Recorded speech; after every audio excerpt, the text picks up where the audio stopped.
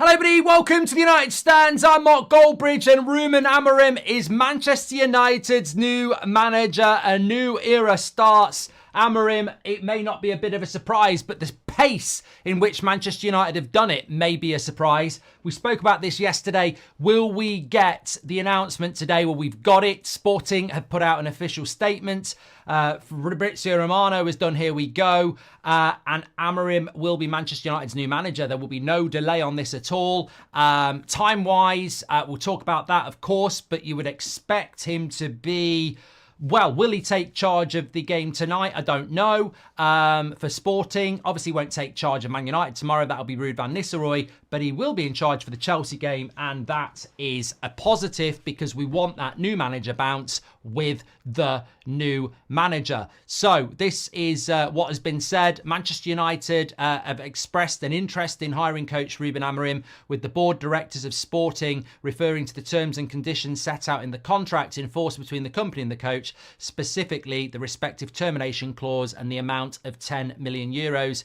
Manchester United have paid that, and the amount aforementioned clause has been met. So he is now a Manchester United player.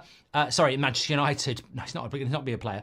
He's now a Manchester United manager. Fabrizio Romano says Manchester United, here we go. Sporting confirm communication received for Amorim to be appointed. He has already said yes to the proposal and to the project. So deal done on Amorim. I think the next thing for me really on this is we've spent so much time talking about it. Get your comments in as well. But I just want to say what are your thoughts on it, of course, but also I'm really...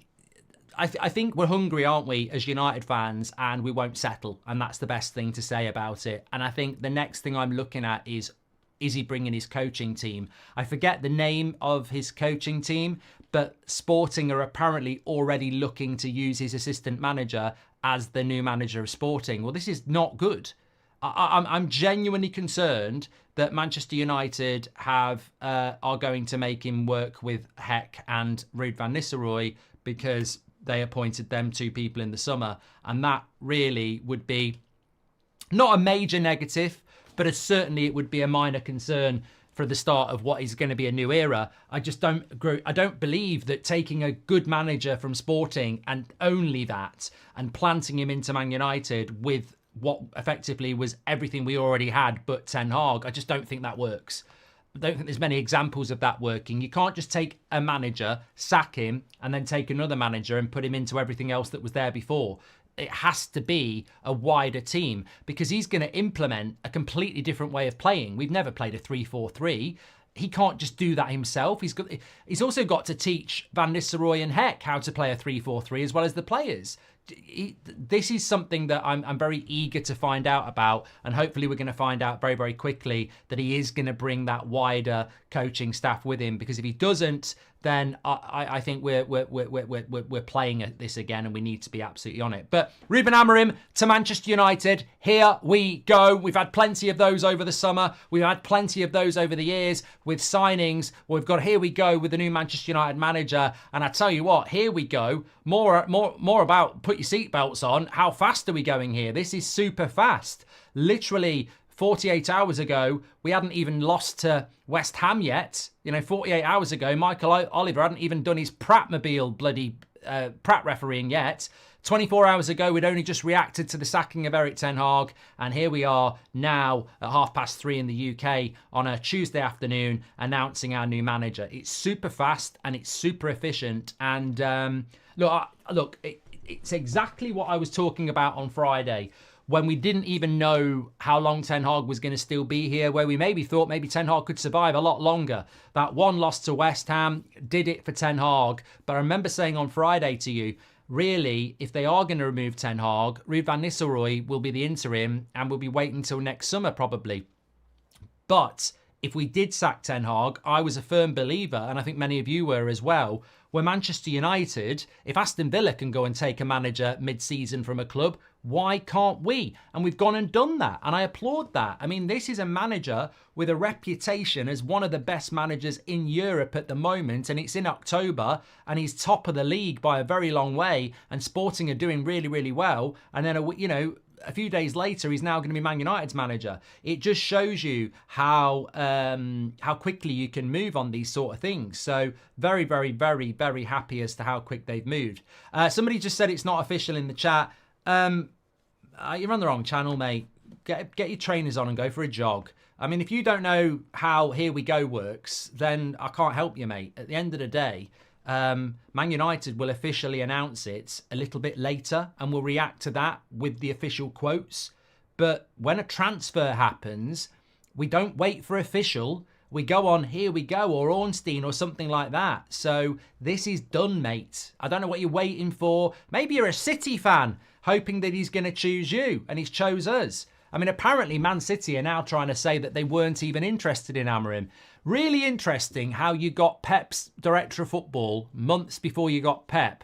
And now you've took Sporting's director of football months before you were going to get Amorim. But now you don't want Amorim. It's really funny that, isn't it? You know, you've literally done this before and now you're pretending that you didn't want to do it again. Man United have got a really good manager here that a lot of big clubs were considering and looking at. I'm very happy with it. I think it's very important to draw a line in the sand, though, and say I'm not as optimistic as I was with Mourinho, and I'm not as optimistic as I was with Ten Hag. And I think that's just normal behaviour because we've been in this position so many times now. It would be ridiculously naive to sit here and say, we're cooking, we're back, this is going to work, because I think, honestly, we don't know if it's going to work. I like the speed of the appointment and I like the manager. I don't really like how it ended with Ten Hag, but I felt on Sunday night something needed to change and they made the change. They've then reacted really quickly. The process of what's happened, I'm not particularly happy with because I don't like the fact that we've had to sack another manager. But having done it, we've moved with it and we've moved really quickly. And I can't argue with that. I did not want a period of interim for even 2 weeks, let alone 2 games, and we're not going to get that. We've gone and got a manager from a club. We've not looked at who's available. We've looked at what we want. I applaud that as well. But I'm not going to sit here and predict success and titles and anything else. We've done that so many times. Why would anybody believe any story about a new manager, a new period of success, a new Man United, when we all said that when Jose came in, when we all said that when Oli got the job, and we all said that when Ten Hag got the job? I'm not as optimistic as I maybe have been in the past, but I am hopeful. I am hopeful, and I hope that we learn from the mistakes of the past, because every single manager that we've appointed before, you can see the glaring mistakes. You've got to pick that player. You can't sell that player. You're not going to get that coach. You've got to work with these coaches. That sort of restriction leads to the failure cycle that we are on. If we want to be successful, you've got to bring this man's coaches with him.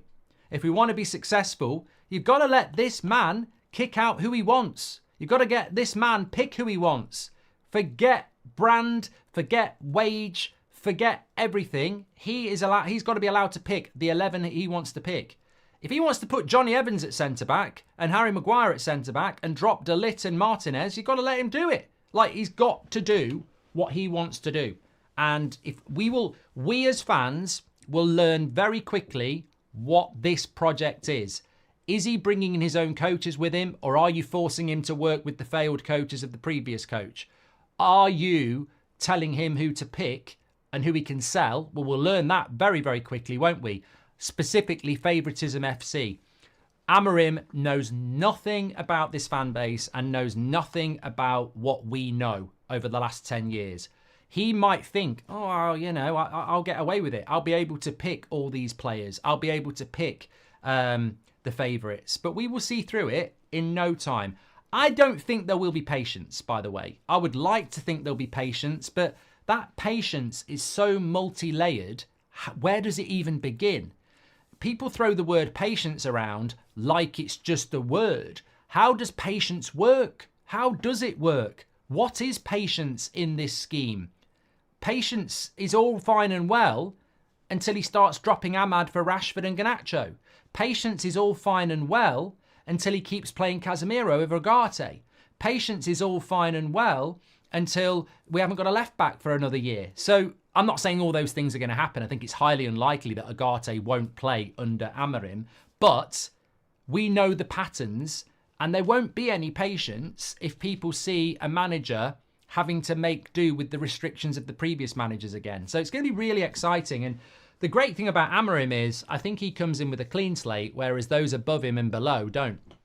Goldbridge, that's the end of the clip. I'm sure you enjoyed it. In fact, I bet that's the best clip you've ever watched. So there's no reason not to subscribe to the channel, click the bell icon so you never miss a clip again. In fact, smash a like on the video because we all know only legends like videos and you are all legends. So please smash a like on the video and we will see you again on the next one. Thank you very much for watching as always.